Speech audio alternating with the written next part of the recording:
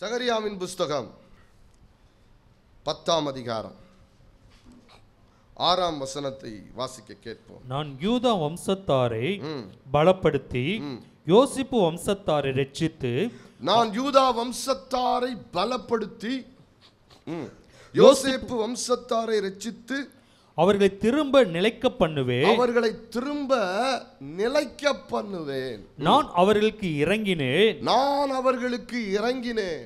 அவர்கள் என்னால் ஒரு காலமும் அவர்கள் ஒரு காலமும் தள்ளிவிடப்படாதவர்களைப் போல் இருப்பார்கள். என்னால் அவர்கள் ஒரு காலமும் தள்ளிவிடப்படாதவர்களைப் போல இருப்பார்கள். நான் அவர்களுடைய தேவனாய் கர்த்தர். நான் அவர்களுடைய தேவனாகிய கர்த்தர். நான் அவர்களுக்கு செவி கொடுப்பேன். நான் அவர்களுக்கு செவி கொடுப்பேன். கர்த்தர் சொல்லுகிற வார்த்தை என்ன? அவர்கள் என்னால் ஒரு காலம் தள்ளிவிடப்படாதவர்களைப் போல இருப்பார்கள். தள்ளிவிடாத கர்த்தர். இன்றைக்கு சாயங்காலம் நான் உங்களோடு பேசுவதற்கு தேவனிடத்திலிருந்து நிச்சயித்து எடுத்துக்கொண்ட வார்த்தை, நான் ஜனவரி 1ஆம் தேதி ஒரு வாக்குத்தத்த வசனத்தை பேசினேன். ஹோட்டல் ரம்யாஸில் அநேக ஜனங்கள் வந்திருந்தாங்க இல்லையா, அதில் நான் பேசினேன். இதுவும் கர்த்தர் கொடுத்த வாக்குத்தத்தம் தான். தள்ளிவிடாத கர்த்தர். ஆமென், அல்லேலூயா. இதை இந்த வாக்குத்தத்தத்தின் மாதத்திலேயே நான் பேசுவதற்கு நான் விரும்புகிறேன். அல்லேலூயா. ஆண்டவர் உங்களையும் என்னையும் தள்ளி விடுகிறவர் அல்ல. அருமையான சகோதரனே, சகோதரியே, கர்த்தர் என்னை தள்ளிவிட்டாரோ, கர்த்தருடைய கிருபை அற்று போயிற்றோ, கர்த்தர் என்னுடைய ஜெபத்தை கேட்பதற்கு தன் காதுகளை அடைத்து கொண்டாரோ, என்னை அவருடைய கண்கள் நோக்கி பார்க்காமல் இருக்கிறதோ என்று அநேகருடைய இருதயத்திலே கர்த்தரை குறித்து ஒரு கேள்வி, ஒரு சந்தேகம். உங்கள் வாழ்க்கையிலே கடந்து போகிற நெருக்கடியான நாட்கள், அவர்கள் அனுபவிக்கிற போராட்டங்கள், பிரச்சனைகள், துன்பங்கள், வேதனைகள், இழப்புகள், வெறுமைகள், இப்படி பல சூழ்நிலைகளின் நிமித்தம் ஜனங்களுடைய இருதயங்களில் இப்படிப்பட்ட கேள்விகள் வருவது இயல்பாய் மாறுகிறது. கர்த்தர் என்னை நினைக்கிறாரா? அவர் என் கூட தான் இருக்காரா? என்னை மறந்துட்டாரா? என்னை தள்ளி விட்டாரா? இரக்கத்தையும் கிருபையும் மறைத்து கொண்டு விட்டாரா என்றெல்லாம் மனிதர்கள் கேள்வி கேட்கிறார்கள். அல்லது வாயை திறந்து சொல்லாவிட்டாலும் உடைய மனசு சொல்லிக் கொண்டிருக்கிறது. ஆனால் கர்த்தர் சொல்லுகிறார். யார் இதை சொல்லுவார்கள் தெரியுமா? ஆண்டவரை பற்றி, த மைண்ட் ஆஃப் காட் என்று சொல்வார்களே, தேவ சிந்தை என்ன, தேவன் எப்படிப்பட்டவர் என்கிறதை அறியாத மனிதர்கள் தான் இப்படி புலம்ப முடியும், இப்படி நினைக்க முடியும். கர்த்தர் சொல்லுகிறார், இல்லை, உங்களை ஒரு நாளும் நான் தள்ளிவிடவில்லை. நீங்கள் எப்படி இருப்பீர்கள்? என்னால் ஒரு காலம் தள்ளிவிடப்படாதவர்களைப் போல் இருப்பீங்க. ஆமென். இது யாருக்கு சொன்னார்? இஸ்ரவேல் ஜனங்களுக்கு சொன்னார். இந்த இஸ்ரவேல் ஜனங்கள் யாருடைய ஜனங்கள்? கர்த்தருடைய ஜனங்கள். ஆமென். உலகத்தில் இருந்த ஏராளமான ஜன கூட்டம் இருந்தது. அப்படி ஏராளமான மக்கள் கூட்டத்தில் கர்த்தர் இஸ்ரவேலர்களை தான் தம்முடைய சொந்த ஜனம் என்று அழைத்தார். ஆமென். அதே போல பழைய ஏற்பாட்டின் அடிப்படையில் நான் உங்களுக்கு சொல்லுகிறேன், உலகத்தில் ஏராளமான நாடுகள் இருந்தது, ராஜ்யபாரங்கள் இருந்தன. அதில் இஸ்ரவேல் தேசத்தை தான் தேவன் தன்னுடைய தேசம் என்று அழைத்தார். ஆமென், அல்லேலூயா. அப்படி இருக்கும் பொழுது இந்த இஸ்ரவேல் ஜனங்கள் கர்த்தருக்கு விரோதமாய் பாவம் செய்து, தேவனை துக்கப்படுத்தி, கர்த்தருடைய தீர்க்கதரிசிகளை அவமதித்து, கர்த்தருடைய பிரமாணங்களை விட்டு விலகி, கர்த்தருக்கு அவர்கள் வேதனை கோபத்தை மூட்டினபடியினால் ஆண்டவர் அவர்களை எவ்வளவோ எச்சரித்து சொல்லி புத்தி சொல்லியும் கேட்காத துணிகரமான இருதயம் அவர்களுக்கு ஏற்பட்டபடியினால் வேதம் சொல்லுகிறது, தேவனாகிய கர்த்தர் உலகம் முழுவதும் இஸ்ரவேலர்களை அல்லது யூதர்களை சிதற பண்ணினார். எல்லா நாடுகளிலும் அவர்கள் அகதிகளாக எங்கேயோ போய் விழுந்து கிடந்தாங்க. அது என்னங்க பெரிய அதிசயம் நீங்கள் நினைக்கிறீங்களா? உங்களுடைய சொந்த வீட்டை விட்டுட்டு நீங்கள் எந்த இடத்திற்கும் போய் தங்குவதற்கு வாய்ப்பில்லாமல் அலைஞ்சி திரிகிறதை போல வேதனையான அனுபவம் எதுவுமே கிடையாது. சொந்த நாட்டில் நீங்கள் குடியிருக்க கூடாதபடி வெவ்வேறு நாடுகளில் போய் ஒரு இடத்துல போய் உட்கார்ந்துக்கிட்டு ஷெல்டருக்காக தங்குவதற்கு இடம் இல்லாமல் அந்த கவர்மெண்ட்டினுடைய ஒரு சலுகையை எதிர்பார்த்து கொண்டு கால் கடுக்க நின்று அதனுடைய சட்டத்திட்டங்களை பின்பற்றி அல்லது அவர்கள் கொடுக்கிற சலுகையை பெறும் வரைக்கும் ஒரு அகதி முகாமிலே நீங்கள் தங்க வைக்கப்பட்டு, இப்படி பல நிலைகளை சொல்ல முடியும். அப்படி பல நிலைகளிலே யூதர்கள் சிதறடிக்கப்பட்டார்கள். அது கர்த்தருடைய கோபம். ஆமென், அல்லேலூயா.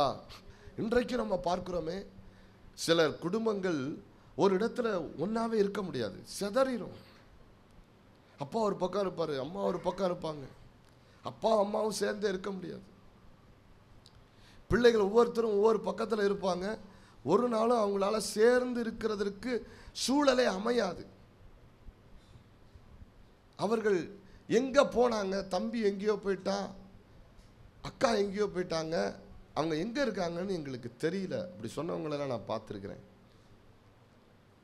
அப்படி போய் சதறிட்டாங்க. அப்படிதான் யூதர்கள், இஸ்ரவேலர்கள் உலகம் எங்கிலும் தேவனால் சிதறடிக்கப்பட்டார்கள். அது கர்த்தருடைய தண்டனை. உலகம் எங்கிலும் அவர்கள் அடிமைகளாக, அகதிகளாக போனார்கள். அது கர்த்தருடைய தண்டனை. ஆண்டவர் எப்பொழுதுமே கோபம் கொண்டிருப்பதில்லை. ஆண்டவரிடத்தில் இரக்கம் பெரிதாக இருக்கிறது. அதனால தான் அந்த வசனம் சொல்லுகிறது, நான் அவர்களுக்கு இறங்கினேன். 6ஆம் வசனத்தின் நடுப்பகுதியை வாசிச்சு பாருங்க. அங்க என்ன போட்டிருக்கு? அவர்கள் திரும்ப நிலைக்க பண்ணுவேன், யூதாவுக்கும் யோசேப்புக்கும் இறங்கினேன். அப்படின்னா என்ன அர்த்தம்? அந்த 12 கோத்திரங்களுக்கும் கர்த்தர் சொல்லுகிறார், நான் இறங்கினேன். ஹல்லேலூயா. எத்தனை பேர் நான் பேசுறது புரியுது? ஹல்லேலூயா. கர்த்தருடைய இரக்கம் தான் சிதறி இருக்கிற யூதர்களை, தள்ளிவிடப்பட்ட யூதர்களை மீண்டும் சேர்க்கிறது. காயப்படுத்துகிறவரும் அவர்தான், கட்டு போடுகிறவர் அவர்தான். உங்களுக்கு தெரியுமா? ஏதோ ஒரு சூழ்நிலையில் நீங்க காயப்பட்டுட்டீங்க, கர்த்தர் உங்களை கொஞ்ச நேரம் மறந்தால் போதும். பைபிள் சொல்லுகிறது, இமைப்பொழுது கைவிட்டாலும் மிகுந்த இரக்கங்களால் உன்னை சேர்த்துக் கொள்வேன். ஆண்டவர் சொல்லுகிற இமைப்பொழுது கைவிடுகிற அனுபவம் இருக்கு பார்த்தீங்களா? அந்த ஃப்ராக்ஷன் ஆஃப் செகண்ட் ஆண்டவர் உங்களுக்கு அவருடைய முகத்தை மறைச்சிட்டாருன்னா போதும், உங்களுக்கு பாதுகாப்பு இல்லை. ஒரு நொடி பொழுது கர்த்தர் மறைச்சாருன்னா போதும், உங்கள் இருதயம் அப்படியே அலசலடி போட்டுரும். நல்லா தைரியமாக பேசுறதுக்கு ஆட்கள் ஏராளமானவங்க இருக்கிறாங்க. ஆனால் ஆண்டவருடைய கிருபையை கர்த்தர் கொஞ்சம் எடுத்தார்னா உங்கள் வாழ்க்கையில் நீங்கள், உங்கள் மனசு குழம்பி போச்சுன்னா நீங்கள் பிரம்மியக்காரனாக மாறிடுவீங்க. மூளை உங்களுக்கு வாயோட கனெக்ட் ஆகலைன்னு வச்சுக்கோங்க, மூளை கோளாறாயிருச்சுன்னா அவ்வளோதான், ஒன்றும் இல்லாமல் போயிடுவோம். பணக்காரனும் குப்பமேட்டுக்கு வந்துடுவான். தெரியுங்களா? எல்லாம் எதுக்கு இதை சொல்கிறேன்? தேவன் அவருடைய இரக்கத்தினால நம்மளை இன்ன வரைக்கும் அவருடைய கரத்தில் மூடி வச்சிருக்கிறான்னு சொல்கிறேன். இது உண்மை. கொஞ்ச நேரம் அவருடைய முகத்தை மறைக்கிற அந்த இமைப்பொழுது, அப்படி கண்ணை மூடி திறக்கிற அந்த இமைப்பொழுது, நான் என்ன செய்கிறேன்? கைவிட்டேன். அது கூட எப்படி தான் இருக்குது? இமைப்பொழுது தான். ஆனால் மிகுந்த இரக்கங்களால் உன்னை சேர்த்துக் கொள்வேன். அப்ப பாருங்க, ஆண்டவர் சொல்லுகிறார், அவர் யூதாவையும் இஸ்ரவேலையும் அல்லது கர்த்தருடைய ஜனங்களை ஆண்டவர் சிதற பண்ணினார். அவர்தான். இமைப்பொழுது கைவிட்டவர் அவர்தான். காயப்படுத்தினவர் அவர்தான். அவரே சேர்த்து கொள்ளுகிறவர், அவரே கூட்டி சேர்க்கிறவர், அவரே காயங்கட்டுகிறவர். உங்கள் வாழ்க்கையில் ஏதோ நஷ்டப்பட்டு போயிடுச்சுல, ஏதோ பலவீனப்பட்டு போயிடுச்சு, ஏதோ ஒன்று மிஸ் பண்ணிட்டீங்க, அதுக்கு ஒரு நாளும் கர்த்தர் காரணமாக இருக்க மாட்டார். நல்லா யோசித்து பாருங்க. உங்கள் கீழ்ப்படியாமை காரணமாக இருக்கும். கர்த்தருடைய சத்தத்துக்கு கேட்கிற அந்த இருதயம் அது கடினப்பட்டிருக்கும். யாரோ சொன்னதை கேட்டிருப்பீங்க. நீங்கள் உங்கள் சுய விருப்பத்தின்படி ஒரு முடிவு எடுத்திருப்பீங்க, கையை விட்டுருப்பீங்க, காலை விட்டுருப்பீங்க, அதனால் நஷ்டப்பட்டிருப்பீங்க. இப்போ என்ன சொல்லுவீங்க? ஆண்டவர் மேலே கோபம் வந்துருச்சு, ஆண்டவரை கோச்சிக்கிட்டோம். என்ன ஆண்டவர் இவர் என்ன செஞ்சார்? ஒன்றும் செய்யலை. எனக்கு இதெல்லாம் காரணம் அதான். இனிமேல் சர்ச்சுக்கு போக மாட்டேன், ஜபக்கூட்டத்துக்கு போக மாட்டேன், ஊழியத்துக்கு போக மாட்டேன், உற்சாகமாக இருக்க மாட்டேன், அப்படி ஒரு கோபம். இருதயம் கடினப்பட்டுருச்சு. துதி வரல, ஸ்தோத்திரம் வரல, அபிஷேகத்தை உணர முடியல. இமைப்பொழுது கர்த்தர் கைவிட்டார். ஆனால் கர்த்தர் சொல்லுகிறார், உன்னை மிகுந்த இரக்கங்களோடு சேர்த்துக்கொள்வேன். அவருடைய மிகுந்த இரக்கம்தான் யூதாவையும் இஸ்ரவேலையும் சேர்த்தது. அவருடைய மிகுந்த இரக்கம்தான் சகோதரனே சகோதரியை உங்களையும் என்னையும் இன்றைக்கு சாயங்காலம் சேர்த்திருக்கிறது. ஆமென். கர்த்தருடைய பிள்ளையாய் உங்களை மாற்றியிருக்கிறது. உங்கள் மேலே கர்த்தருடைய இரக்கம் உண்டு என்பதை 2024 வருஷம் உங்களுக்கு நான் சொல்லுவதற்காகவே தேவன் என்னை நிறுத்தியிருக்கிறார். உங்கள் மேல் வைத்திருக்கிற அவருடைய இரக்கத்தை அவர் எடுத்துடல, உங்களை அவர் தள்ளி விட்டுறல, ரிஜெக்ட் பண்ணிடல. நீ போ, வேணாம், எனக்கு வேணாம் அப்படின்னு அவர் சொல்லலை.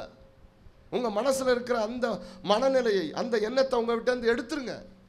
சொல்லுங்க, ஆண்டவரே என்னை நீங்கள் ஒரு நாளும் தள்ளி விடலை ஆண்டவரே, சொல்லுங்க.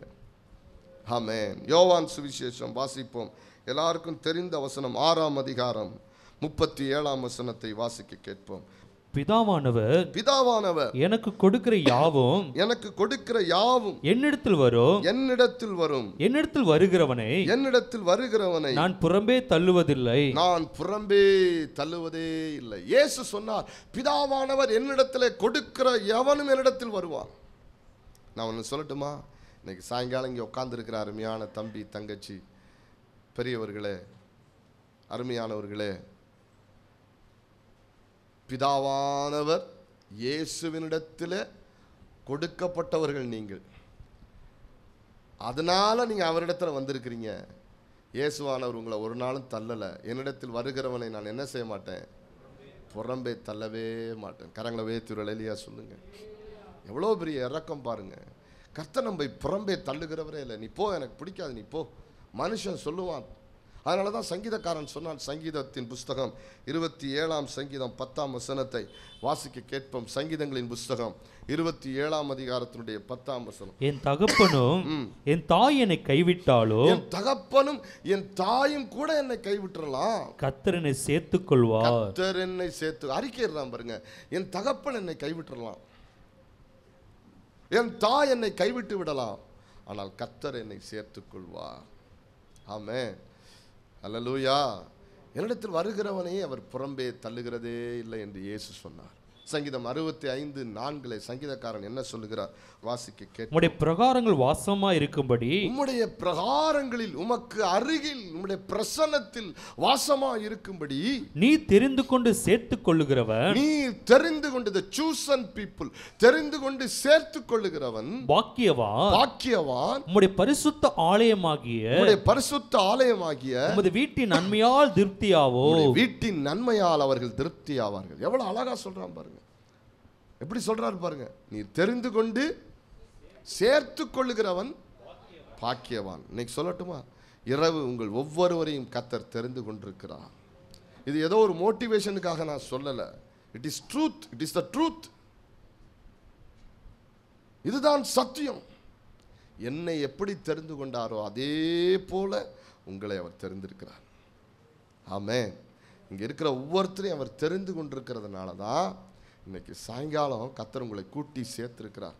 அவர் சொல்லுகிறார், என்னுடைய பிரகாரங்களில் வாசமாய் இருக்கும்படி நான் தெரிந்து கொண்டு சேர்த்து கொள்ளுகிறவன் பாக்கியவான்.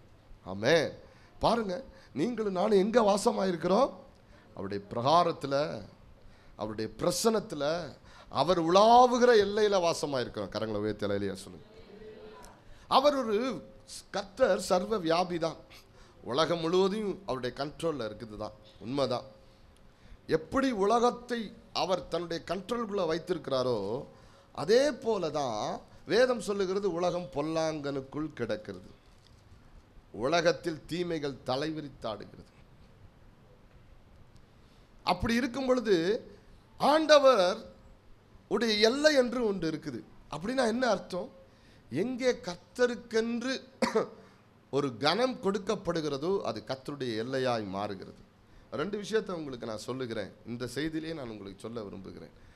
பழைய ஏற்பாடு அது யூதர்களை அல்லது இஸ்ரவேலர்களை சார்ந்து வெளிப்படுத்தப்பட்டது. பழைய ஏற்பாடு இஸ்ரவேல் என்கிற தேசத்தை மையமாய் வைத்து கர்த்தர் தன்னை வெளிப்படுத்தினார். பழைய ஏற்பாட்டில் இஸ்ரவேல் தேசம், இஸ்ரவேல் ஜனங்கள், இவர்களை மையப்படுத்தி கர்த்தர் தன்னை வெளிப்படுத்தினார். அது ஒரு நில அமைப்பை, ஒரு பூகோள அமைப்பை ஒட்டிய ஒரு வெளிப்பாடு. அதனால தான் இஸ்ரவேல் தேசத்தை தேவன் என்ன செஞ்சார்னா, எந்த தேசமும் இஸ்ரவேல் தேசத்தை தாக்காதபடி பாதுகாத்தார், காப்பாற்றினார். யுத்தம் என்னுடையது, நீங்கள் சும்மா இருங்கள் என்று சொன்னார். இஸ்ரவேல் ஜனங்களோடையே கூட டிராவல் பண்ணி யுத்தம் செய்கிறவர்களோடு கூட இவர் யுத்தம் பண்ணி, இவர் ஜனங்களுக்காக யுத்தம் பண்ணி இஸ்ரவேல் ஜனங்களை பாதுகாத்தார். அப்படி எத்தனையோ காரியங்களை உங்களுக்கு நான் சொல்லிக் கொடுக்க முடியும் வேதத்திலிருந்து. அது பழைய ஏற்பாடு. ஆனால் புதிய ஏற்பாட்டில் முற்றிலும் கர்த்தர் தன்னை பூகோள பிசிக்கல் ஒரு பூகோள அமைப்புக்கு தன்னை வெளிப்படுத்தின தேவன் புதிய ஏற்பாட்டில் ஆவிக்குரிய ரீதியான ஒரு காரியத்திற்கு கடந்து வருகிறார். அதனால தான் புறஜாதிகளாயிருந்த நானும் நீங்களும், ஆவிக்குரிய இஸ்ரவேலர்களாக புறஜாதிகளாக இருக்கிற நானும் நீங்களும் இந்த தெய்வத்தை அப்பா பிதாவே என்று கூப்பிடுகிற உரிமை நமக்கு கொடுக்கப்பட்டிருக்கிறது. ஆமென். எத்தனை பேருக்கு நான் பேசுறது புரியுது? பழைய ஏற்பாடு பூகோள அமைப்பில் இருக்கிற இஸ்ரவேல் காக்கப்பட, அந்த பூகோள அமைப்பில் தேவன் உருவாக்கி வைத்த இந்த இஸ்ரவேல் ஜனங்கள் பாதுகாக்கப்படும்படியாக கிரியை செய்தது. அவரே அடிப்பார், ஒழுங்கா இல்லைன்னா அடித்து பாபிலோனுக்கு அனுப்பி விடுவார், அடித்து எகிப்துக்கு அனுப்பி விடுவார், அசிரியன் கையில் ஒப்பு கொடுப்பார். இவைகள் எல்லாம் செஞ்சாலும் எங்கே கடந்தாலும் சரி எல்லாத்தையும் அவருடைய வல்லமை கூட்டி சேர்த்துரும். அதனால தான் எசேக்கியலின் புஸ்தகம் 37ஆம் அதிகாரத்தில் எசேக்கியல் தீர்க்கதரிசி ஒரு தரிசனம் காண்கிறான். அவனை கொண்டு போய் ஆவியிலே கொண்டு போய் எலும்புகள் நிறைந்த பள்ளத்தாக்கில் கர்த்தர் நிறுத்துறார். என்னை கவனிங்க, நான் பேசுகிற சத்தியம் கவனிச்சாதான் புரியும். அப்போ எலும்பு நிறைந்த பள்ளத்தாக்கில் எல்லா எலும்புகளாக இருக்குது. தலை தனியாக கிடக்குது, கை கால்லாம் தனியாக கிடக்குது, உடல் உறுப்புகள் தனித்தனியாக கிடக்குது. இப்போ கர்த்தர் சொல்கிறாரு, எசேக்கியலை பார்த்து கேட்குறாரு, இந்த எலும்புகளெல்லாம் உயிரடையுமா அப்படின்னு கேட்குறாரு. உடனே எசேக்கியல் சொல்லுகிறான், எனக்கு தெரியாத ஆண்டவரே, உமக்கு தெரியுமே அப்படிங்கிறான். அப்போ தீர்க்கதரிசியை பார்த்து கர்த்தர் சொல்லுகிறார், நீ தீர்க்க தரிசனம் உரைச்சி, நீ வாயை திறந்து தீர்க்க தரிசனம் உரை, அப்பொழுது என் ஆவியை அந்த உலர்ந்த எலும்புகள் தனித்தனியாக கிடக்குதே, உலர்ந்து காஞ்சி போயிருச்சே, நம்பிக்கையற்று போயிருச்சே, முடிஞ்சு போயிருச்சே, அந்த எலும்புகளுக்கு மத்தியில் என்னுடைய ஆவியை நான் என்ன செய்வேன்? பிரவேசிக்க பண்ணுவேன். அப்பொழுது உயிரடைவீர்கள். அப்பொழுது உயிரடைவீர்கள். உயிரடைஞ்சு என்ன தெரியுமா நடக்குமா? அந்த எந்த தலை, எந்த உடல் உறுப்புகளின் பகுதியோடு எலும்புக்கூடோடு கனெக்ட் ஆகணுமோ, காலோடு கையோடு கனெக்ட் ஆகணுமோ, அங்கே தீர்க்க தரிசனம் உரைக்கும் போது கர்த்தருடைய ஆவி அங்கே இறங்கும் போது எல்லாம் அங்கங்கே போய் கனெக்ட் ஆயிடுச்சு. இப்போ எல்லாம் எலும்பு கூட இருக்குது, எல்லாம் எலும்பு கூட ஒன்னோட ஒன்று சேர்ந்துருச்சு. இப்போ ஆண்டவருடைய ஆவி மீண்டும் தீர்க்க தரிசனம் உரைக்க அது மேலே என்ன உருவாகுது? நரம்பு உருவாகுது, அப்புறம் மாமிசம் உருவாகுது, சதை உருவாகுது, அதுக்கப்புறம் நரம்பு உருவாகி சதை உருவாகி தோலினால் மூடப்பட்டு அதுக்கப்புறம் ஒரு ஜீவன் வருது. அதெல்லாம் சேனையாக எழுந்திருச்சுது. ஆமேன்னு சொல்லுங்க. இது நான் நைட்டு 12 மணிக்கு சொல்கிறதுக்கு டெரர் கதை கிடையாது. இது இஸ்ரவேல் தேசத்தை குறித்து சொல்லப்படுகிற ஒரு ஸ்லேடையான அல்லது ஓமையான உருவகமான ஒரு தரிசனம். எத்தனை பேருக்கு நான் பேசுறது புரியுது? ஐயா, இஸ்ரவேல் தேசம் இப்படி பிரிஞ்சு பிளந்து அங்கே போய் எல்லா மக்களும் அப்படியே உடஞ்சி சிதறிட்டான். இனி எப்படிடா சேர்ப்பா? எப்படி சேர்ப்ப? ஆனால் நீ செதறி உருக்குலைஞ்சி உடஞ்சி எங்கும் போய் செதறி இருந்தாலும் கூட என் தேவன் உன்னை சேர்த்து விடுகிற தேவன். கரங்களை வேத்தலையா சொல்லுங்க. ஐயா, நம்பிக்கையே இல்லை, எல்லாம் முடிஞ்சிருச்சு, ஆமேன், அவ்வளவுதான், க்ளோஸ்ட் என்று சொல்லுகிற இந்த உலகம் சொல்லும். ஆனால் தேவன் அதை முடிந்ததை மீண்டும் நிலைக்க பண்ணுகிறவர், திரும்பி நிமிர்த்தி வைக்கிறது. அதனால தான் இயேசு வேணும். உருக்குலைந்து போன, நம்பிக்கையற்று போன, முடிஞ்சு போன எந்த காரியத்தையும் ரீஸ்டார்ட் பண்ணி, ரீபில்ட் பண்ணி, ரீஸ்ட்ரக்சர் பண்ணக்கூடிய தேவனை நாம் ஆராதிக்கிறோம். ஆமென், ஹல்லேலூயா. அவர் சாதாரணமானவர் அல்ல, அவர் உயிரோடு இருக்கிற தெய்வம். ஆமென். வெளிப்படுத்தின விசேஷம் 4ஆம் அதிகாரம் 1ஆம் வசனத்தில் சொல்லப்பட்டிருக்கிறது, இதோ பரலோகத்தில் இருக்கிற சிங்காசனத்தை கண்ட பத்முத்துவில் இருந்த யோவான் சொல்லுகிறார், இதோ அந்த சிங்காசனம், அந்த சிங்காசனத்தில் இருக்கிறவர் சதா காலங்களிலும் உயிரோடு இருக்கிறவர், அவருக்கு மரணமே இல்லை. அவர் தான் நம்முடைய பிதாவாகிய தேவன். அப்ப இயேசுவை குறித்து என்ன? அவர் ஆட்டுக்குட்டியானவருடைய சிங்காசனம். அவரை குறித்து என்ன? அவர் மரித்து பிழைத்தவர், அவருக்கு ஒரு சிங்காசனம். அப்ப இவைகளை எல்லாம் செய்யக்கூடிய, பூமியிலே கிரியை நடப்பிக்கக்கூடிய ஆவியானவரை குறித்து என்ன? வேதம் சொல்லுகிறது, வெளிப்படுத்தின விசேஷத்தில் ஒரு சிங்காசனம் இருந்தது. அந்த சிங்காசனத்தில் பிதாவாகிய தேவன், ஆட்டுக்குட்டியானவராகிய கிறிஸ்து, ஆவியானவர் அமர்ந்திருந்தார்கள் என்று வேதம் சொல்லுகிறது. ஹல்லேலூயா. நான் என்ன சொல்ல வரேன் கவனிங்க. நம்முடைய தேவன் சர்வ வல்லமையுள்ள கர்த்தர். அந்த சர்வ வல்லமையுள்ள தேவன் என்ன செய்கிறாரு? எங்கும் இருக்கிறவர்களை கூட்டி சேர்த்துக்கிறார். அவர் சொல்றாரு, உன்னை நான் கூட்டி சேர்த்ததற்கு காரணம் என்ன தெரியுமா? என்னுடைய பிரகாரங்களிலே வாசம் பண்ணும்படி நான் தெரிந்து கொண்டு சேர்த்து கொண்ட நீ பாக்கியவான். என்னவா? என்ன தருவேன்? சங்கீதம் 65:4 சொல்லுகிறது, பரிசுத்த ஆலயமாகிய என் பரிசுத்த ஆலயமாகிய வீட்டின் நன்மையால் திருப்தியாவோ. நன்மையால் நீ திருப்தியாவாய். ஐயா, கர்த்தரை தேடி வந்தேன், ஆண்டவருடைய சபையில் நான் நின்றேன், சத்தியத்தை புரிந்து கொண்டேன், உண்மையாய் நான் நேசித்தேன், ஒன்றும் இல்லாமல் போயிட்டேன்னு ஒருத்தம் கூட சொல்ல முடியாதுங்க. ஒருத்தம் கூட சொல்ல முடியாது. ஆமே. அப்படி சிலர் இருக்கிறான்னா அவன் வாழ்க்கையில் ஏதோ கோளாறு இருக்கலாம், கீழ்ப்படியாமல் இருக்கலாம். ஆனால் கர்த்தருக்காக வாழ்ந்தவர்கள், அர்ப்பணித்தவர்கள், கொடுத்தவர்கள், ஓடினவர்கள் ஒரு காலமும் சொல்ல முடியாது. அதனால தான் சங்கீதக்காரனாகிய தாவீது சொன்னார், நான் இளைஞனாக இருந்தேன், நான் முதிர் வயது உள்ளவனாகவும் மாறிட்டேன், ஆனாலும் நீதிமானுடைய சந்ததி அப்பத்துக்கு இறந்து திரிகிறதை, அப்பத்துக்கு கையை நீட்டி பிச்சை வாங்கி கொண்டிருக்கிறத நான் பார்த்ததே இல்லை என்கிறான். கரங்களை உயர்த்தி அல்லேலூயா சொல்லுங்க. ஆண்டவரை தேடுவதனால நான் ஆசீர்வதிக்கப்படுவது மாத்திரமல்ல, என் சந்ததி ஆசீர்வதிக்கப்படுகிறது.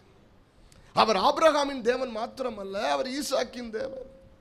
அவர் ஈசாக்கின் தேவன் மாத்திரமல்ல, அவர் யாக்கோபின் தேவன், அவர் யோசேப்பின் தேவன், அவர் மோசேயின் தேவன், அவர் யோசுவாவின் தேவன், முற்பிதாக்களின் தேவன். சதா காலங்களிலும் ஆளுகை செய்கிற சந்ததி சந்ததியாய் உன் சந்ததியின் மேலே ஆசீர்வாதத்தையும் உன் சந்தானத்தின் மேலே ஆவியும் ஊற்றுவேன் என்று வாக்கு பண்ணின கர்த்தர். அதனால தான் இந்த ஆண்டவரை நான் தேடுறேன், ஓடுறேன், அவருக்காக பிரயாசப்படுறேன். அவருக்காக எனக்கு இருக்கிறவைகளை எல்லாம், என்னால் கர்த்தர் எனக்கு தூண்டி உணர்த்தி கொடுக்கிறவைகளை எல்லாம் அவனுடைய ராஜ்யத்திற்காக எதையும் கொடுப்பதற்கு நான் வாஞ்சிப்பதற்கு காரணம் என்ன? ஒரு நாளும் என் தேவன் என்னை ஒன்றுமில்லாமல் வெறுமையாக மாயையை பின்பற்றுகிறதற்கு ஏதுவாக என்னை விட்டுவிட மாட்டார். எல்லாவற்றையும் நினைவில் வைத்து இம்மையிலும் மறுமையிலும் எனக்கு பலன் கொடுப்பார்.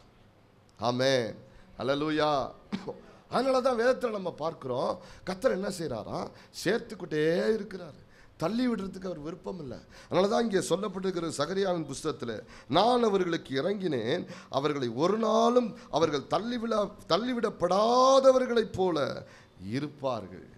தள்ளிவிடப்படாதவர்களைப் போல இருப்பார்கள். கர்த்தர் உங்களை பார்த்து சொல்லுகிறார், நீங்கள் அவரால் தள்ளிவிடப்படாதவர்களைப் போல இருப்பீர்கள். இந்த சத்தியம் தாங்க அப்படியே புதிய ஏற்பாட்டில் ரிஃப்ளெக்ட் ஆகுது. நான் சொன்னேனே, பழைய ஏற்பாடு ஒரு பூகோள அமைப்பை தேவன் காக்க, ஒரு பூகோள அமைப்பில் தேவன் தெரிந்து கொண்ட ஒரு சிட்டி, அந்த இஸ்ரவேல் தேசம் ஒரு சிட்டி எருசலேம், அங்கே இருந்த ஒரு ஆலயம், அந்த சிட்டி எருசலேம் இருந்த நாடு இஸ்ரவேல் தேசம், அங்கே இருந்த 12 கோத்திரங்கள், அதற்கு தன்னை வெளிப்படுத்தி அதை காவல் காத்து அதற்காக கிரியைகளை நடப்பித்தவரை போல பழைய ஏற்பாட்டில் காண்பித்தார். புதிய ஏற்பாட்டில் ரிடம்ஷன் எங்கே வேலை செய்து தெரியுமா? ஆத்துமாவில் வேலை செய்து. புறஜாதிகளும் இந்த இயேசுவின் அன்பை அறிந்து கொள்ள வேண்டும் என்று தேவன் யூதர்களையும் தாண்டி உங்கள்கிட்ட என்கிட்டையும் வந்துட்டாரு. ஆமேன்னு சொல்லுங்க. இன்னும் இதை புரிஞ்சுகொள்றதுக்கு நான் சொல்ல விரும்புகிறேன், கர்த்தர் மனுஷனை ஒரே இரத்தத்தினால தோன்ற பண்ணினாராம். தோன்ற பண்ணின பிற்பாடு நோவாவின் நாட்களிலே அவனுடைய 3 பிள்ளைகளும் 3 வம்சங்களாக பிரிகிறார்கள். கருப்பர்கள் ஒரு இனமாக, வெள்ளையர்கள் ஒரு இனமாக, ஆசிய தேசம், ஐரோப்பிய தேசம், அப்படிலாம் பிரியுது. பின்னாட்களை நம்ம புரியறதுக்காக அந்த பூகோள அமைப்பு வந்துருச்சு. எளிமையாக நான் உங்களுக்கு சொல்லிடுறேன். அப்படி பிரிஞ்சுட்டாங்க. ஆனால் எல்லாரும் எங்கேருந்து தோன்றினாங்க? ஒரு ரத்தத்தில் தான் தோன்றினாங்க. எத்தனை பேருக்கு ஆமேன்னு சொல்றீங்க? அல்லேலூயா. அதனால தான் ஆண்டவர் ஜாதியை தூக்கி பிடிச்சிட்டு இருக்க மாட்டாரு. ஆமேன். ஆண்டவர் மதத்திற்கு அப்பாற்பட்டவர், எல்லாரையும் நேசிக்கிறார். கரங்களை வைத்து அல்லேலூயா சொல்லுங்க. ஆமேன், ஆமேன். யூதன் என்றும் இல்லை, கிரேக்கன் என்றும் இல்லை, ஆண் என்றும் இல்லை, பெண் என்றும் இல்லை, எல்லாரையும் நேசிக்கிறார். அப்படின்னா என்ன சொல்ல வரேன்? நான் என்ன சொல்ல வரேன்? ஏதேன் தோட்டத்தை பிசாசின் இடத்திலே ஆதாமும் ஏவாளும் இழந்து போனார்கள். ஏதேன் தோட்டம் என்கிற பூகோள அமைப்பை ஆளுகை செய்கிற பொறுப்பை கர்த்தர் அவர்களுக்கு கொடுத்திருந்தார். அதை அவங்க என்ன பண்ணிட்டாங்க? இழந்து போயிட்டாங்க. இழந்து போன அவர்களை மீண்டும் தேவன் அந்த வழியாய் வந்த ஜனங்களை கர்த்தர் 2 வேலை செய்ய வேண்டியது இருந்துச்சு. ஒன்று, இழந்து போன நில அமைப்பை மீட்டு கொள்ளுகிற வேலையை செய்ய வேண்டியிருந்துச்சு. 2வது, இழந்து போன ஆத்துமாவை மீட்க வேண்டிய வேலையை செய்ய வேண்டியிருந்துச்சு. எத்தனை பேருக்கு நான் பேசுறது புரியுது? ஒரு அளவு சொல்லுங்க. ஆமென். அப்போ கர்த்தர் நில அமைப்பை இன்னும் மீட்கலை.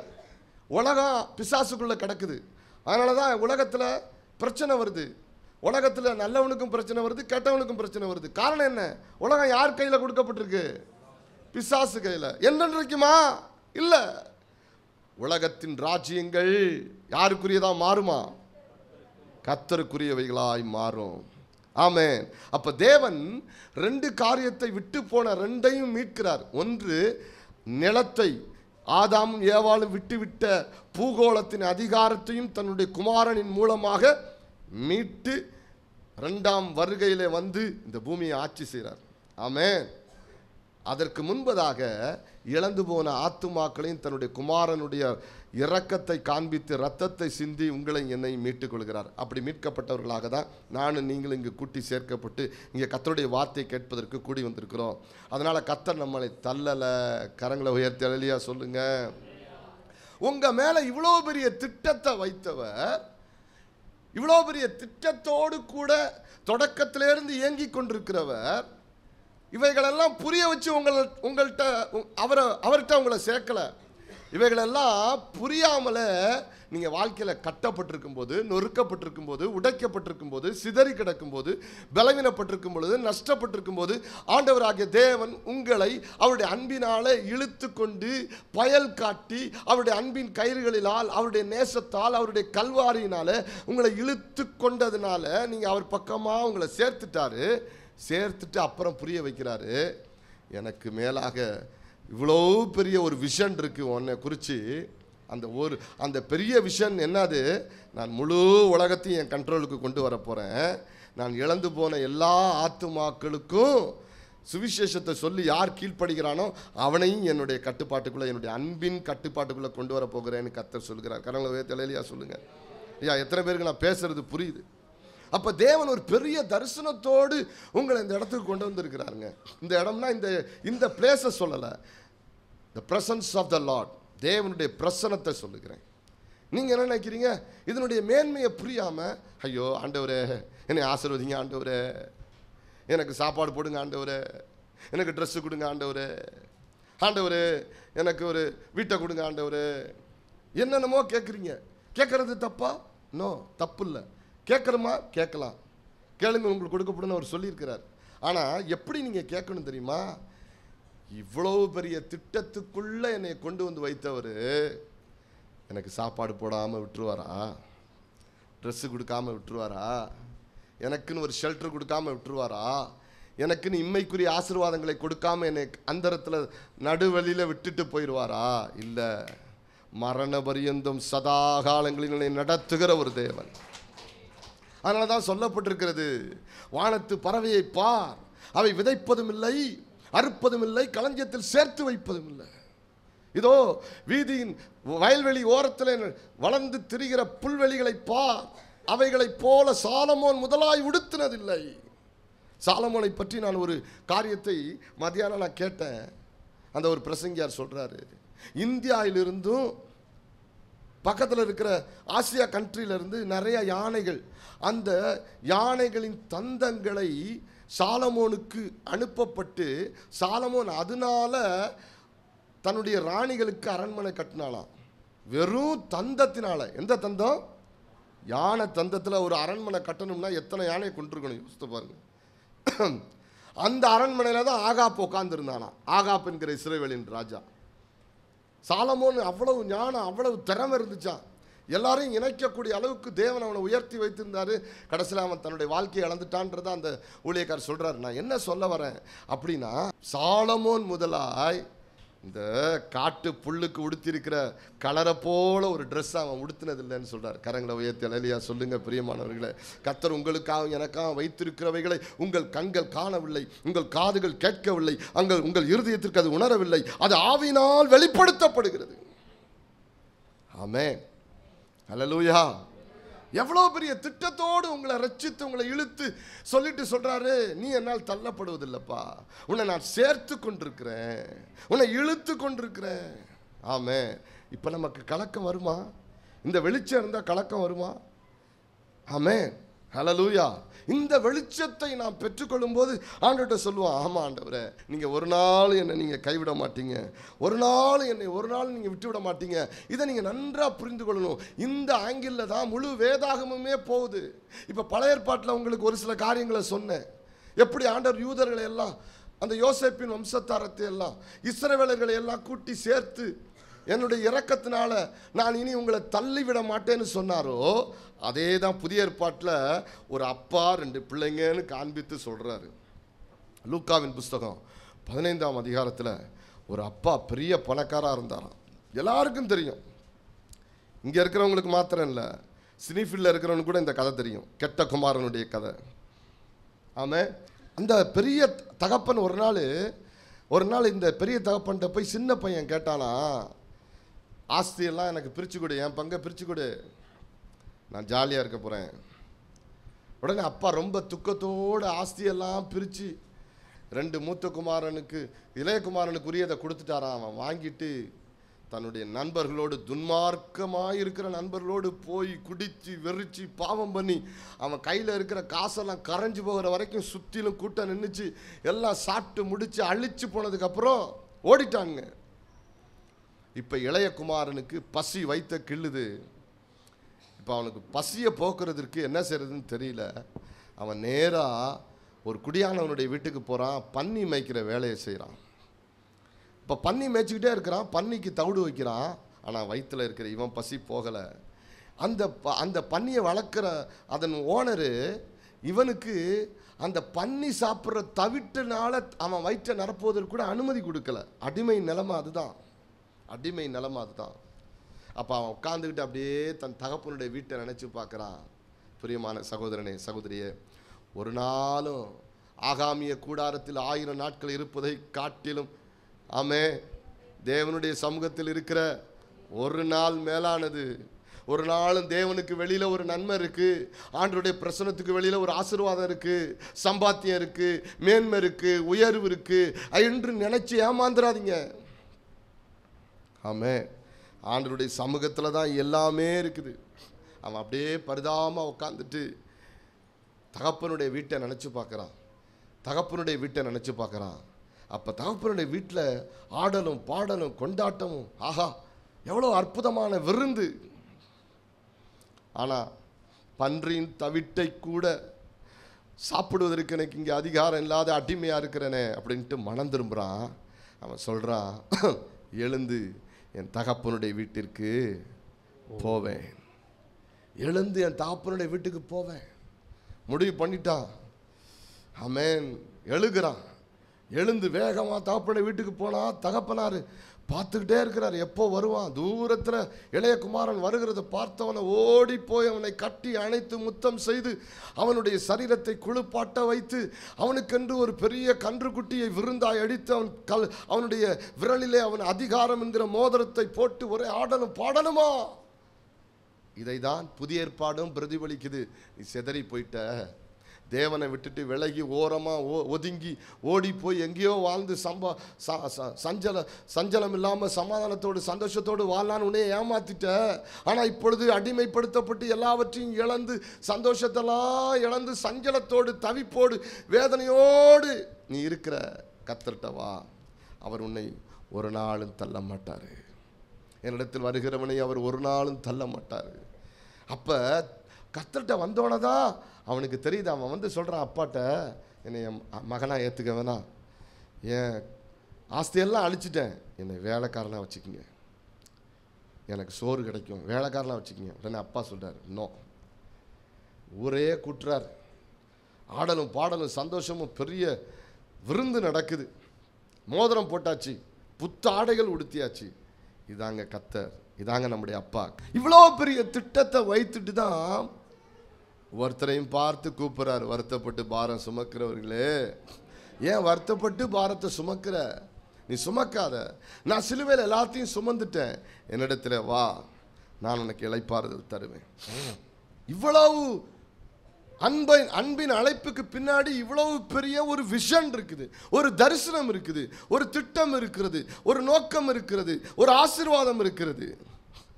அவைகள் எல்லாமே செய்து முடிக்கப்பட்டிருக்கிறது. அதான் கரங்களை உயர்த்தி அல்லேலூயா சொல்லணும். ஆமென். இனி செய்ய போகிற இதை செய்வேன், அதை வந்தால் நான் அதை செய்வேன் என்று சொல்லுகிற அரசியல்வாதிகள் சொல்லுகிற ஒரு வார்த்தையை போன்ற, தேர்தல் அறிவிப்பை போன்ற ஒரு காரியம் அல்ல. எல்லாத்தையும் செஞ்சு முடிச்சுட்டு சொல்றாரு, என்கிட்ட வா, வருத்தப்பட்டு பாரம் சுமக்கிறவனே என்கிட்ட வா, நான் உனக்கு இளைப்பாறுதல் தரேன், என்கிட்ட வா.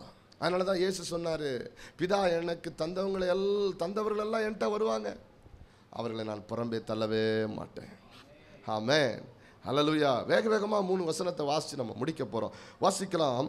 ரோமருக்கு எழுதின நிருபம் 11ஆம் அதிகாரம் 22ஆம் வசனம் வாசிக்க கேட்போம். ரோமர். ஆகையால் தேவனுடைய தயவையும் கண்டிப்பையும் பார், விழுந்தவனிடத்திலே கண்டிப்பையும் உன்னிடத்திலே தயவையும் காண்பித்தார், அந்த தயவினாலே நிலைத்திருப்பாயானால் உனக்கு தயவு கிடைக்கும், நிலைத்திராவிட்டால் நீ வெட்டுண்டு போவாய். என்ன அழகா சொல்றாரு பாருங்க அப்போஸ்தலனாகிய பவுல். அவர் என்ன சொல்றாரு? ஒரு ஒலிவ மரத்தை காண்பிக்கிறார். ஒலிவ மரம் எதற்கு அடையாளம்? எருசலேமுக்கு, இஸ்ரவேல் தேசத்துக்கு, அங்கே இருக்கிற யூதர்களுக்கு அடையாளம். ஆமென். அதை காமிச்சிட்டு சொல்றாரு, இந்த ஒலிவ மரத்தில் ஆமென் சில கிளைகள் வந்து முறிக்கப்பட்டுருச்சு. அந்த கிளைகளில் காட்டு ஒலிவ மரம் அப்படிங்கிற புறஜாதிகள், அதாவது நானும் நீங்களும், இவைகளை கொண்டு வந்து கர்த்தர் ஒட்டி வச்சுட்டாராம். இந்த ரியல் ஆலிவ் ட்ரீல இந்த காட்டு ஒலிவ மரம் அதை கொண்டு வந்து ஒட்ட வச்சுட்டாராம். ஒட்ட வச்சதுக்கு காரணம் என்ன? 22ஆம் வசனம் சொல்லுகிறது, தேவனுடைய தயவு. யூதர்களிடத்தில் கண்டிப்பை காண்பித்தவர் புறஜாதிகளிடத்தில் தயவை காண்பித்தார். ஆமென். விழுந்தவர்களிடத்தில் கண்டிப்பை காண்பித்தவர் உங்களிடத்தில் தயவை காண்பிக்கிறார். ஐயா, ஆண்டவர் உங்களை என்னையும் எத்தனையோ முறை மன்னித்து மன்னித்து மன்னித்து மன்னித்து நேசித்து நேசித்து போறாருக்கு. காரணம் என்ன தெரியுமா? உங்கள் மேலே அவர் தயவாக இருக்கார். நீங்கள் நினச்சிக்காதீங்க ஆண்டவர் கண்டு காணாமல் இருக்கார், ஆண்டவர் ஏமாற்றிட்டு இருக்கிறோம், ஆண்டவர்லாம் யாரையும் ஒன்றும் செஞ்சிட மாட்டார், அப்படி நினைக்காதீங்க. அது அல்ல. அவருடைய அன்புக்கு நீளம் அகலம் ஆழம் உயரம் இல்லை. அப்படின்னு என்ன அர்த்தம்? அதை நீங்கள் என்ன செய்ய முடியாது, டிஃபைன் பண்ண முடியாது. அதனால என்ன பண்ணுறாராம்? விழுந்தவர்களிடத்தில் கண்டிப்பை. ஆமென். அப்புறம் என்ன செய்யறாராம்? உன்னிடத்தில் தயவையும் என்னிடத்திலையும் உங்களிடத்திலையும் தயவையும் காண்பிக்கிறாராம். அப்படி காண்பித்ததுனால நம்ம என்ன செய்யணும்னா, அந்த தயவுல என்ன செய்யணுமா? நிலைத்திருக்கணுமா. அந்த தயவை நினைச்சு நினைச்சு நினைச்சு, ஆண்டவரே ஸ்தோத்திரம், ஆண்டவரே தகப்பனே, ஊர் சுற்றி கொண்டிருந்தேன், ஆண்டவரே நோக்கம் இல்லாமல் இருந்தேன், ஆண்டவரே எப்போதும் போல எங்கேயோ அங்கே இங்கேயும் ஓடி திரிஞ்சிட்டு இருந்தேன்.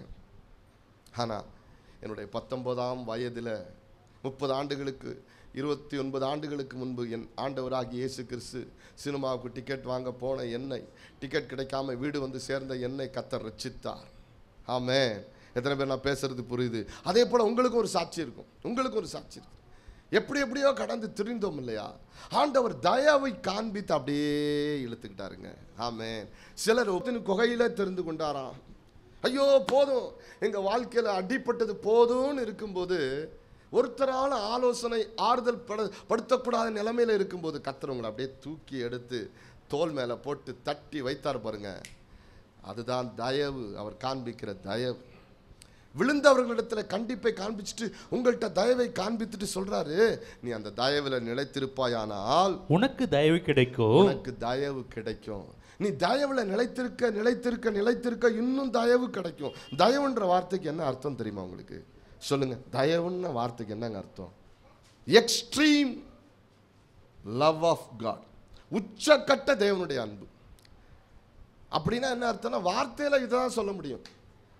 ஆனா அவருடைய அவர் காண்பிக்கிற செயலாகிய அன்புல டிஃபைன் பண்ணவே முடியாது. ஒன்னதான் சொல்ல முடியும், இயேசுவினுடைய சிலுவையை தான் சொல்ல முடியும். ஆமென். அவ்வளவு தயவை காண்பிச்சிட்டாராம். அதனால இந்த தயவுல நம்ம நிலைச்சிருப்போம்னா, இந்த தயவு மேல இன்னும் தயவை நம்ம என்ன செய்வோம்? பெற்றுக்கொள்வோம். அப்படி நிலைக்கலைன்னா நிலைத்திரவிட்டால் வெட்டுண்டு போவோம், அழிவு வந்துடும். பயமுறுத்துறதுக்காக சொல்லல, இதான்ப்பா சிஸ்டம் ஆஃப் காடு, இதுதான் விதி. புவியீர்ப்பு விதியின் அடிப்படையில் மேலே உன்னை தூக்கி போட்டால் கீழே வந்துடும். சுவற்றில் எரியும் பந்து என்று சொன்னால் போய் வீசப்படுகிற பந்து சுவற்றில் பட்டு மேலே வந்துடும். அதே போல் இதுதான் சிஸ்டம் ஆஃப் காட். இந்த சிஸ்டம் ஆஃப் காட் என்ன? நீ தயவில் நிலைச்சிருப்பாயானால் இன்னும் தயவு வரும். தயவை அசட்டை பண்ணினா என்னென்னைக்குமே தயவு கொடுத்துக்கிட்டே இருக்க மாட்டார். ஒரு நாள் நியாயத்தீர்ப்பு வந்து வெட்டுண்டு போயிடுவ. அந்த சிஸ்டம்குள்ளே நீ போகாத. என் தயவை, என் சிலுவை அன்பை, என் கல்வாரி ரத்தத்தின் உடன்படிக்கையில் வந்துரு மகனேன்னு அன்பாக அழைக்கிறார். உனக்காக நான் செய்து முடித்திருக்கிற பெரிய திட்டம் இருக்கிறது, எல்லாவற்றையும் செஞ்சிருக்கிறேன் நான், ஒன்றும் உனக்கு குறைவுபடாது, எதுவும் குறைவுபடாது அப்படின்னு சொல்லிட்டு சொல்றாரு. எது வரைக்கும் செஞ்சிருக்கிறாரா?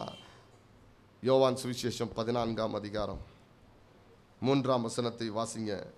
யோவான் 14. நான் போய், இயேசு மரிப்பதற்கு முன்பு கடைசி காலத்திலே சீஷரிடத்தில் பேசுகிற வார்த்தைகளில் ஒன்று, நான் போய் உங்களுக்காக ஸ்தலத்தை ஆயத்தம் பண்ணின பின்பு, உங்களுக்காக ஒரு வீட்டை, ஒரு ரெசிடென்ஷியல், ஒரு ஸ்தலத்தை ஆயத்தம் பண்ணின பின்பு, ஒரு ரெசிடென்ட்டை ஆயத்தம் பண்ணின பின்பு, நான் இருக்கிற இடத்துல, நான் இருக்கிற அந்த இடத்துல நீங்களும் இருக்கும்படி, நீங்களும் இருக்கணும். உங்களை அவர் கூடவே வச்சுக்கிறதுக்கு, என்னையும் உங்களையும் அவரோடு கூட வச்சுக்கிறதுக்கு ஒரு இடத்தை ஆயத்தம் பண்ணின பின்பு, நான் மறுபடியும் வந்து உங்களை என்னிடத்துல சேர்த்துக் கொள்வேன். உங்களை என்கிட்ட சேர்த்துக்குவேன்றார். கரங்களவே தலையிலியா சொல்லுங்க. கிறிஸ்தவ வாழ்க்கை என்பது இங்கே ஏதோ ஆண்டவரை தேடின, ஆண்டவரனை ஆசீர்வதிச்சாரு, அதோட முடிஞ்சு போச்சு, கல்லறைக்கு போனன்றது அல்ல.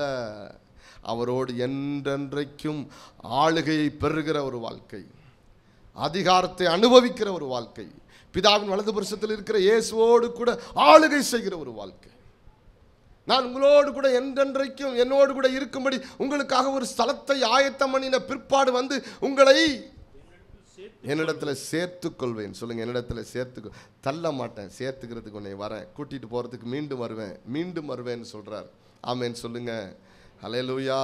சகோதரனை, இவ்வளோ பெரிய திட்டத்தோடு உன்னை இழுத்திருக்கிறவர், உன்னை தள்ளாதபடி உன்னை தன் பக்கமாக சேர்த்திருக்கிறவர், எவ்வளவு தயவை காண்பிக்கிற கர்த்தர், இரக்கத்தை வெளிப்படுத்தின கர்த்தர், அவர்கிட்ட நீங்கள் எவ்வளவு நேசத்தை வெளிப்படுத்தணுங்க. ஆமேன் சொல்லுங்க. ஹல்லேலூயா. இன்னும் ஒரே ஒரு வசனத்தை மாத்திரம் நான் பேசிவிட்டு நான் முடிக்க போகிறேன், நேரம் இல்லாதனால. இது இன்னும் அரை மணி நேரம் பேசுகிறதுக்கு செய்தி இருக்குது. நிறைய விஷயம் முன்னாடியே பேசினதுனால பேச முடியல, பரவாயில்ல, முக்கியமானதை நான் பேசி முடிச்சிட்டேன். வாசிங்க, எபிரேயர் நிருபம் 12ஆம் அதிகாரம் 6ஆம் வசனம். கர்த்தர் எவனிடத்தில் அன்பு கூறுகிறாரோ, கர்த்தர் எவனிடத்தில் அன்பு கூறுகிறாரோ அவனை அவர் சிட்சித்து தாம் சேர்த்துக் கொள்கிற எந்த மகனையும் தண்டிக்கிறார் என்று பிள்ளைகளுக்கு சொல்லுகிறது போல உங்களுக்கு சொல்லி இருக்கிற புத்திமதியை மறந்தீர்கள். புத்திமதியை எபிரேய ஜனங்களே மறந்துட்டீங்களே. பிள்ளைக்கு ஒரு தகப்பன் சொல்றத போல சொன்னேனே. என்னத்தை சொன்னாரா? எவனிடத்துல தேவன் அன்பா இருக்கிறாரோ அவனை சிட்சித்து. அப்படின்னா என்ன அர்த்தம்? எந்த பிள்ளைய அப்பா ரொம்ப நேசிக்கிறாரோ அதை வாட்ச் பண்ணிக்கிட்டே இருப்பார். தப்பு பண்ணுதா, எங்கேயாவது தவறி போகுதா, பாவம் செய்யறதுக்கு போகுதா, வெளியே போகுதா, அங்கெங்கேயாவது தெரியுதா, தெரியாமல் ஏதாவது பண்ணுறானா, கண்டுபிடிச்சிட்டா என்ன பண்ணுவார்? அதை திருத்தணுன்றதுக்காக குச்சி எடுத்து அடிப்பார், பட்டுன்னு அடிப்பார். அந்த அடிக்கு பேர் வெறுப்பு இல்லை, அந்த அடிக்கு பேர் சிச்சை. தகப்பன் சிச்சிக்காத புத்திரன் உண்டோ? தகப்பன் சிட்சிக்காமல் உன்னை விட்டு விட்டால் உனக்கு தகப்பன் இல்லை, உனக்கு வேசி பிள்ளை என்று அழைக்கப்படுவாய். அப்படின்னா என்ன அர்த்தம்? வேசி ஒரு பிள்ளையை பெற்றா யார் தகப்பன்னே தெரியாது. ஆனால் எனக்கு ஒரு தகப்பன் இருக்கிறார்.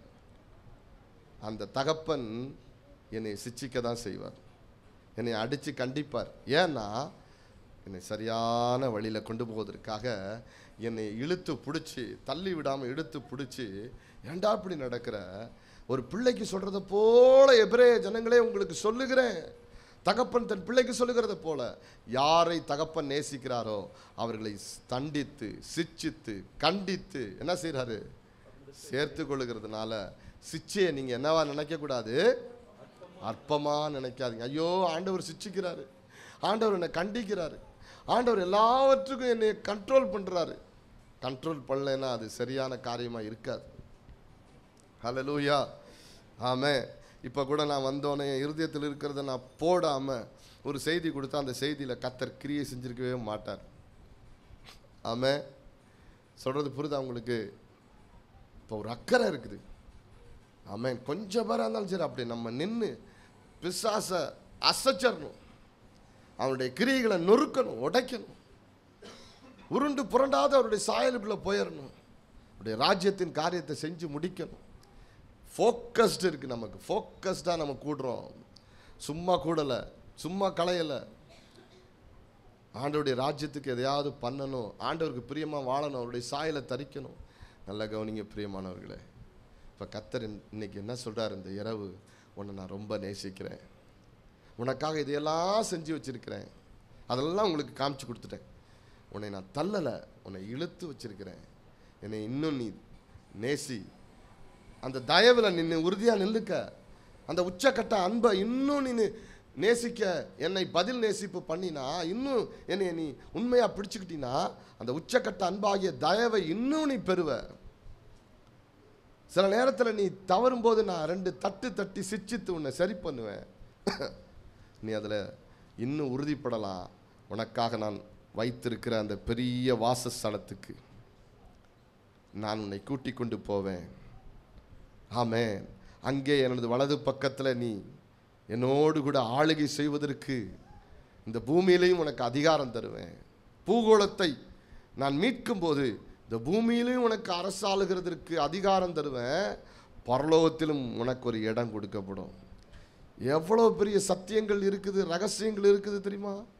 நமக்கு தெரிஞ்சுக்கிறது கொஞ்சம்தான், வெளிப்படுத்தப்பட்டிருக்கிறவைகள் கொஞ்சம்தான்.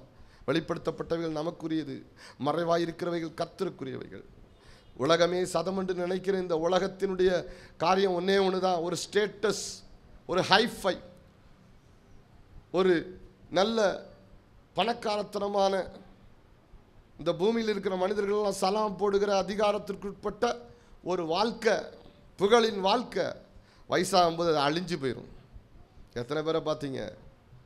நம்ம முன்னாள் சிஎம் எத்தனையோ மாதங்கள் ஹாஸ்பிட்டலில் இருந்து ஒன்றும் இல்லாமல் போயிட்டாங்க. எவ்வளோ அதிகாரத்தில் இருந்தாங்க. குறைச்சி சொல்லலை நான், நிலைமையை யோசித்து பாருங்கள். இந்த உலகத்தில் இருக்கிற எதுவும் தற்காலிகமானது, அது உலகத்தின் நோக்கம் அவ்வளவுதான். ஆனால் உன்னதரின் நோக்கத்தில் பெரிய பெரிய ஆசீர்வாதங்களை கர்த்தர் உங்களுக்காக வச்சிருக்கிறாரு, செஞ்சு முடிச்சு வச்சுட்டாரு. நீ வந்தினா நான் உன்னை தள்ளாமல் இழுத்து சேர்த்து உன்னை சிச்சித்து சரி பண்ணி உனக்கு அந்த வாசஸ்தலத்தை கொடுத்து அதிகாரத்தை கொடுத்து ஆளுகையை கொடுத்து உன்னை என் கூடவே வச்சுக்குவேன். நீ என்னால் தள்ளப்படலைன்றார் கர்த்தர். ஆமென். இவ்வளோ பெரிய மேன்மையை எனக்கு நீங்கள் கர்த்தர் உங்களுக்கு எனக்கும் கொடுத்துருக்கும்போது நம்ம இந்த சாதாரணமாக இருக்கக்கூடிய ஒரு நல்ல பாடல் உண்டு, மண்ணுக்காக மாணிக்கத்தை விட்டிட மாட்டேன்.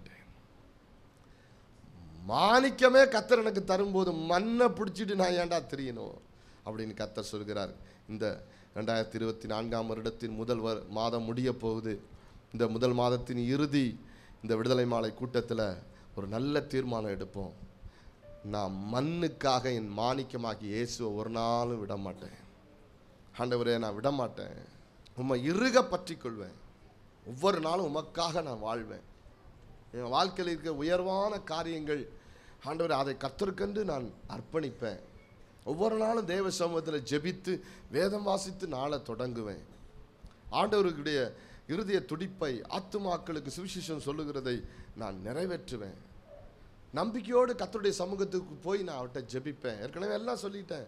சாலமோனே புல்லுக்கு கொடுக்கப்பட்டிருக்கிற கலருடைய ஒரு வஸ்திரத்தை போட முடியலன்னா தந்தங்களால் அரண்மனையை கட்டினவன். உங்களுக்காக எனக்காக வைத்திருக்கிற விசேஷித்தம் எவ்வளவு பெருசுன்னு பார்த்துக்குங்க.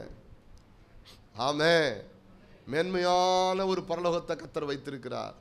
சகோதரனே, சகோதரிகளே, ஆமென். அற்பமான இந்த காரியங்களுக்காக கர்த்தரை விட்டுறாதீங்க. ஏசா சிவப்பு கூளை பார்த்தா வயிறு பசிக்குது, இந்த சிவப்பு கூளை குடுறாலன்னா செத்துருவேன்னு சொல்லி யாக்கோபினிடத்துல தன் சேஷ்ட புத்திர பாகத்தை அசட்டை பண்ணி அன்னைக்கு சாப்பாட்டை வாங்கி வைத்த நிரப்புனா கர்த்தர் வேதனைப்பட்டார். உங்க வாழ்க்கையில ஏதோ ஒரு உலகத்தின் அற்பமான ஆகாரத்திற்காக, உலகத்தின் அற்பமான ஆசாபாசங்கள், இச்சைகளுக்காக, மற்ற காரியங்களுக்காக மேன்மையான தேவனுடைய புத்திரன் என்கிற சேஷ்ட புத்திரகத்தின் ஆசீர்வாதத்தின் மேன்மைகளை இழக்காதபடி ஆண்டவரிடத்தில் நெருக்கமாய் வாழுவதற்கு கர்த்தர் உங்களை என்னை அர்ப்பணிக்கிறார். ஜெபிக்கலாமா? ஜெபிக்கலாமா? எழுந்து நின்று நாம் ஜெபிக்க போகிறோம். ஆமென். மண்ணுக்காக மாணிக்கத்தை நான் விட்டிட மாட்டேன். ஆமென்.